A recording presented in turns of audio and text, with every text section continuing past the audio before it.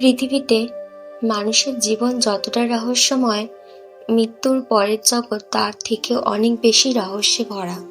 হিন্দু ধর্মে বলা হয়, মানুষের মৃত্যু হলেই সবকিছু শেষ হয়ে যায় না। শরীর শেষ হয়, কিন্তু আত্মা বেঁচে থাকে। আর সেই আত্মাকেই একদিন পৌঁছাতে হয় এক ভয়ঙ্কর জায়গায়, যেখানে বসে আছেন মৃত্যুর দেবতা যমরাজ। কিন্তু প্রশ্ন হলো, যমরাজের দরবারে আসলে কি হয়? সেখানে আত্মাদের বিচার কিভাবে করা হয়? পাপীদের কি শাস্তি দেয়া হয়? আর পুণ্যবান মানুষের ভাগ্যে কি লেখা থাকে? আজকের এই গল্পে আমরা প্রবেশ করব সেই রহস্যময় যমলোকের ভিতর। একজন বৃদ্ধ মানুষ মৃত্যুশয্যায় শুয়ে আছেন, চারপাশে পরিবারের মানুষ কাঁদছে। কিন্তু ঠিক তখনই ঘরের এক কোণে ধীরে ধীরে দেখা দিল দুই ভয়ঙ্কর ছায়া। কালো পোশাক, লাল চোখ, হাতে বিশাল ফাঁস। এরা হলো যমদূত। শাস্ত্রে বলা হয়, মানুষের মৃত্যুর সময় যমদূতরা পৃথিবীতে আসে আত্মাকে নিয়ে যাওয়ার জন্য। ভালো মানুষের কাছে তারা শান্ত রূপে আসে, কিন্তু পাপীদের কাছে তারা ভয়ঙ্কর হয়ে ওঠে। বৃদ্ধ লোকটির আত্মা শরীর থেকে বেরিয়ে এলো। সে অবাক হয়ে নিজের মৃতদেহ দেখতে লাগলো। পরিবার কাঁদছে, কিন্তু কেউ তার কথা শুনতে পাচ্ছে না। যমদূত বলল, সময় শেষ, আমাদের সঙ্গে চলো। আত্মা ভয় পেয়ে জিজ্ঞেস করলো, তোমরা কারা? আমাকে কোথায় নিয়ে যাবে? যমদূত উত্তর দিল, যেখানে প্রত্যেক মানুষকে একদিন যেতেই হয়, যমরাজের দরবারে। এরপর শুরু হলো এক ভয়ঙ্কর যাত্রা। চারপাশে অন্ধকার, আগুনের নদী, চিৎকারে ভরা পথ। শাস্ত্রে এই পথকে বলা হয় যমপথ। বলা হয়, যে মানুষ জীবন অন্যায় করে, মানুষকে কষ্ট দেয়, প্রতারণা করে, তাদের জন্য এই পথ অত্যন্ত কষ্টদায়ক হয়। কিন্তু যারা সত্যবাদী ও দয়ালু ছিল, তাদের জন্য পথটা অনেক শান্ত হয়। কয়েকদিনের দীর্ঘ যাত্রার পর অবশেষে সামনে দেখা গেল বিশাল এক দরবার। সোনার স্তম্ভ, অগ্নির আলো, আর মাঝখানে বিশাল সিংহাসনে বসে আছেন স্বয়ং যমরাজ। তার চোখে কঠোর বিচারকের দৃষ্টি, এক হাতে দণ্ড, অন্য হাতে মৃত্যুর প্রতীক। তার পাশেই দাঁড়িয়ে আছেন চিত্রগুপ্ত। চিত্রগুপ্তর সামনে রয়েছে এক বিশাল গ্রন্থ।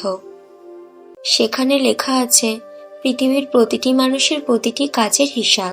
মানুষ ভাবে গোপনে করা পাপ কেউ দেখে না, কিন্তু হিন্দু ধর্মে বলা হয়, চিত্রগুপ্ত সবকিছু লিখে রাখেন। তুমি কাকে কষ্ট দিয়েছ, কার সাহায্য করেছ, কোথায় মিথ্যে বলেছ, সব হিসাব সেখানে থাকে। এরপর শুরু হলো বিচার। যমরাজ গভীর কণ্ঠে বললেন, চিত্রগুপ্ত, এই আত্মার কর্মফল পাঠ করো। চিত্রগুপ্ত বই খুলে পড়তে শুরু করলেন। এই ব্যক্তি জীবনে বহুবার মিথ্যে বলেছে, গরিব মানুষকে ঠকিয়েছে, নিজের বাবা মায়ের অসম্মান করেছে। আত্মা কাঁপতে লাগলো। সে বলল, আমাকে ক্ষমা করুন, আমি বুঝতে পারিনি। কিন্তু যমরাজ বললেন, পৃথিবীতে মানুষকে জ্ঞান দেওয়া হয়েছিল, ভালো মন্দ বোঝার শক্তি দেওয়া হয়েছিল, তবুও তুমি অন্যায় করেছ। তারপর যমরাজ যমদূতদের দিকে তাকিয়ে বললেন, একে নরকে নিয়ে যাও। শাস্ত্রে বলা হয়, নরকে বিভিন্ন ধরনের শাস্তি রয়েছে। যে যেমন পাপ করে তাকে তেমন শাস্তি দেওয়া হয়। যারা মানুষকে প্রতারণা করে তারা ভয়ঙ্কর যন্ত্রণার মধ্যে থাকে। যারা নিরপরাধ মানুষকে কষ্ট দেয় তাদের জন্য আগুনের শাস্তি রয়েছে। যারা পশু হত্যা করে আনন্দ পায় তাদেরও ভয়ঙ্কর ফল ভোগ করতে হয়। এইসব বর্ণনা শুনতে ভয়ঙ্কর লাগলেও এর মূল উদ্দেশ্য মানুষকে সৎপথে চলার শিক্ষা দেওয়া। কিন্তু যমরাজের দরবারে শুধু শান্তির জায়গা নয়, একসময় সেখানে আনা হলো আরেক আত্মা। সে ছিল এক সাধারণ মানুষ, ধনীও নয়, বিখ্যাতও নয়, কিন্তু সে সারা জীবন মানুষকে সাহায্য করেছে, সত্য কথা বলেছে, মা বাবার সেবা করেছে। চিত্রগুপ্ত তার হিসাব পড়ে বললে, এই ব্যক্তি বহু ভালো কাজ করেছে, নিজে কষ্ট পেয়েও অন্যকে সাহায্য করেছে, এবার যমরাজের মুখে শান্ত হাসি ফুটল। তিনি বললেন, এমন মানুষই পৃথিবীকে সুন্দর করে, একে স্বর্গে পাঠানো হোক। মুহূর্তের মধ্যে চারপাশে আলোয় ভরে গেল, সুন্দর সঙ্গীত বাজতে লাগলো, আর আত্মাটি শান্তির পথে এগিয়ে গেল। হিন্দু পুরাণে স্বর্গ ও নরকের ধারণা শুধু ভয় দেখানোর জন্য নয়, এগুলো মানুষকে নৈতিক শিক্ষা দেয়। কারণ প্রতিটি কাজের ফল একদিন ফিরেই আসে। তুমি যদি অন্যের ক্ষতি করো, একদিন তার ফল পেতেই হবে। আর যদি ভালো কাজ করো, তাহলেও তার ফল একদিন তোমার কাছেই ফিরে আসবে।